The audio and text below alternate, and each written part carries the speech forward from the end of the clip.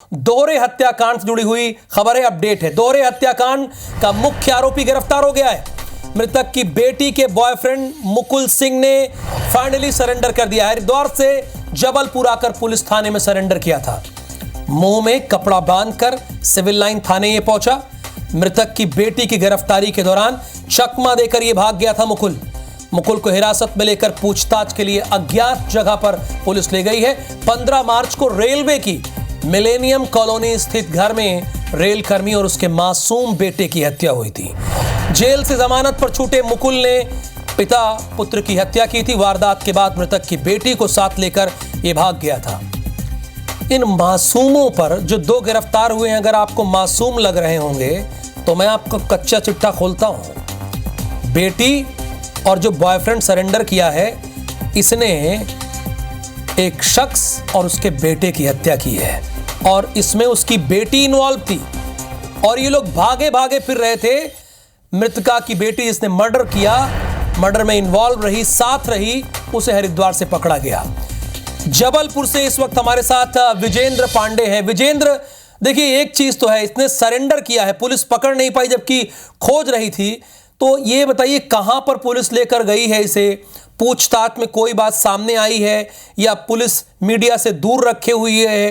पूरी जानकारी आप हमारे दर्शकों को दीजिए, क्योंकि पूरा मध्य प्रदेश इस खबर की अपडेट लेना चाहता है, जानकारी चाहता है। बेशक राहुल, सबसे बड़ी खबर यही है और सबसे बड़ा अपडेट यही है कि दोहरे हत्याकांड का मास्टरमाइंड, मुख्य आरोपी और मृतक की बेटी राजकुमार विश्वकर्मा की जो नाबालिग बेटी है, उसका बॉयफ्रेंड मुकुल सिंह पुलिस गिरफ्त में आ गया है। और चूंकि 2 दिन पहले ही पुलिस ने हरिद्वार से नाबालिग बेटी को धर दबोचा था और उसके पीछे पीछे मुकुल सिंह जबलपुर पहुंचा और यहां आके उसने सरेंडर किया। वारदात के 75 दिनों तक ये लगातार फरारी काट रहे थे और एक तरह से चूहे बिल्ली का खेल चल रहा था। जहां जहां पुलिस जाती थी, वहां जहां ये फरारी काटे होते थे, वहां पुलिस पहुंचती थी, लेकिन ये लगातार अपनी लोकेशन बदल लिया करते थे। और हरिद्वार में एक आश्रम में ये लोग अपनी पहचान बदलकर वहां पर रह रहे थे। लेकिन इस दौरान वहां के अस्पताल के पास से पुलिस ने नाबालिग बेटी को दस्तयाब कर लिया, उसे गिरफ्तार कर लिया।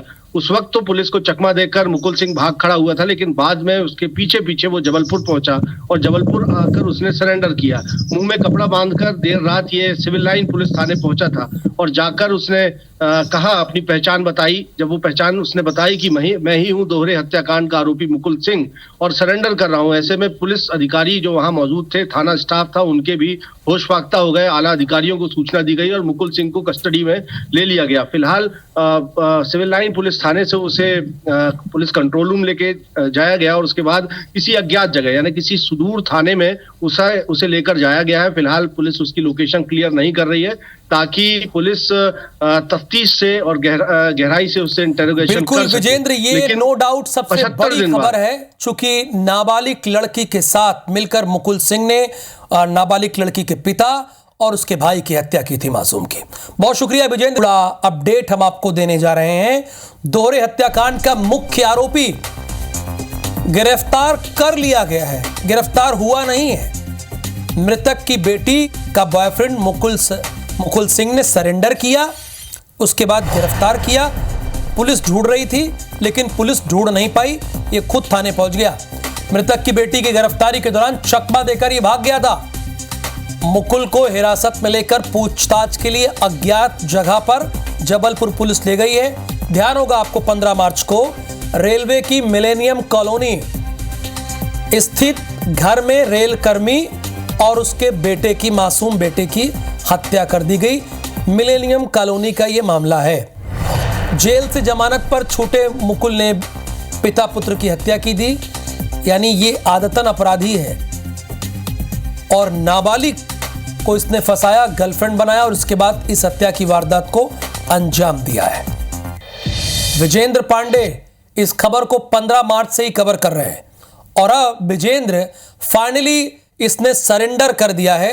ये आपको पूरा डिटेल बताएंगे कि क्या हुआ, पुलिस में उसने अपना जुर्म कबूल किया है नहीं, अभी वो कहां पर है, पूरी जानकारी विजेंद्र आपको देंगे। जी हाँ राहुल, हम कहें कि सरेंडर करने को पुलिस ने मजबूर कर दिया मुकुल सिंह को, क्योंकि 75 दिनों से लगातार वो फरारी जरूर काट रहा था, लेकिन पुलिस ने उसकी तलाश में जमीन आसमान एक कर दिए थे। 6 राज्यों में उसकी तलाश पुलिस की टीम कर रही थी। देश भर के तमाम जो सार्वजनिक स्थान है, पुलिस थाने हैं, उसके वांटेड होने की फोटो चस्पा कर दी गई थी। और पड़ोसी राज्य ही क्यों, पड़ोसी देश तक नेपाल में भी उसकी सरगर्मी से तलाश की जा रही थी। और यही वो आधार बना जिसके चलते सबसे पहले दोनों तक पुलिस पहुंच सकी। हरिद्वार में हर की पौड़ी के पास ये दोनों ही साथ में थे। क्योंकि फोटो वांटेड की सब जगह सार्वजनिक थी, लिहाजा हरिद्वार पुलिस ने जब उनको पकड़ा तो हालांकि मुकुल सिंह तो भाग खड़ा हुआ था, लेकिन नाबालिग को पुलिस ने अपनी हिरासत में ले लिया था। और जब नाबालिग को वहां से मृतक की बेटी को जब हरिद्वार से जबलपुर लाया जा रहा था, ये खबर पाकर भी, हालांकि मौके से वो भाग गया था, लेकिन वहां से वो जबलपुर पहुंचा और जबलपुर में आके सिविल लाइन पुलिस थाने में आरोपी मुकुल सिंह ने सरेंडर कर दिया है। अब उससे तफ्तीश जो है वो पूछताछ की जाएगी, तफसील से ये इंटरोगेशन होगा और पता चलेगा कि किस तरह से साजिशन इस दोहरे हत्याकांड को आरोपी मुकुल सिंह ने अंजाम दिया। और ये पहला मौका नहीं था जब वो जेल में था। अब हालांकि सलाखों के पीछे राहुल फिर वो जाएगा, लेकिन मृतक की नाबालिग बेटी से प्रेम संबंध इस आरोपी मुकुल सिंह के थे। और यही वजह थी कि इस वारदात के 3 माह पहले करीब मृतक ने उसके खिलाफ एक पॉक्सो एक्ट में FIR लॉन्च करवाई थी। इसी मामले में वो जेल में था, लेकिन मृतक की जो नाबालिग बेटी थी उसने कोर्ट में एक तरह से इस आरोपी का सहयोग किया था और ये कहा था कि वो तो मर्जी से उसके साथ गई थी। और इसी वजह से वो बेल आउट हो गया था, जेल से बाहर आ गया था। लेकिन जेल से बाहर आने के बाद ही उसने साजिश रचनी शुरू कर दी थी नाबालिग माशूका के पिता को रास्ते से हटाने के लिए। और आप देखेंगे कि 14-15 मार्च की दरमियानी रात पूरी तैयारी के साथ, हत्या के में जरूरी इंतजामातों के साथ ग्लव्स पहनकर वो दाखिल हुआ था मृतक के घर पर। और उसके बाद उसने पहले राजकुमार विश्वकर्मा को पूरी तरह धारदार हथियारों से चोट पहुंचाते हुए मौत के घाट उतार दिया था। और उनके 9 साल के मासूम बेटे तनिष्क को भी मौत के घाट उतार दिया था और उसका जो शव था वो फ्रिज में बंद कर दिया था। और इस निर्मम जघन्य हत्याकांड को अंजाम देने के बाद आरोपी मुकुल सिंह नाबालिग की बेटी को साथ में लेकर फरार हो गया था। तमाम जो CCTV फुटेज थे वो पुलिस कलेक्ट कर रही थी। एक रूट मैप तैयार हुआ था कि जब ये यहाँ से फरार हुए थे इस वारदात के बाद, तभी नाबालिग बेटी की जो बॉडी लैंग्वेज थी उसको देखकर समझ में आ रहा था कि कहीं ना कहीं वो इस आरोपी के साथ इस दोहरे हत्याकांड की साजिश में शामिल है, क्योंकि उसकी बॉडी लैंग्वेज ऐसी बता रही है कि उसे जबरदस्ती नहीं ले जाया जा रहा है। और उसके बाद वो जबलपुर के मदन महल स्टेशन पहुंचे थे।